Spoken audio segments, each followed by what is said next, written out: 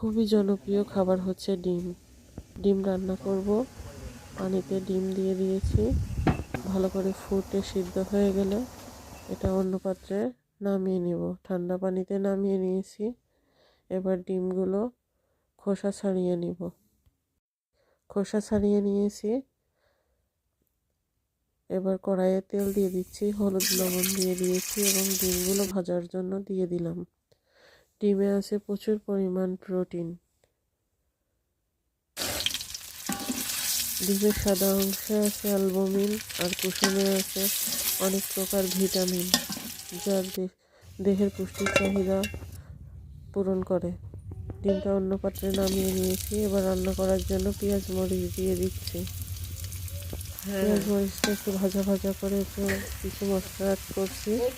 রসুন বাটা, আদা বাটা এবং জিরা বাটা দিয়ে দিচ্ছি। শুকনো লাল মরিচ বাটা দিয়ে দিলাম। লবণ হলুদ পরিমাণ মতো দিয়ে দিচ্ছি। এবার মশলাটা কষানোর জন্য পানি দিয়ে দিয়েছি। ডিমটা আগে আলু দিয়ে রান্না করবো, সেজন্য আলু দিয়ে দিয়েছি।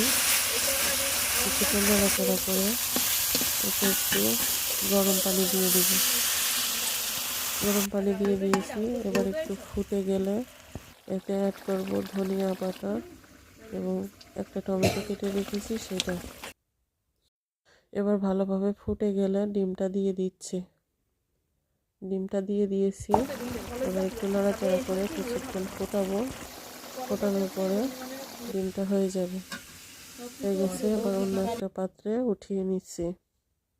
আলু, টমেটো, ধনিয়া পাতা আর ডিম সুস্বাদু একটা রান্না হয়েছে।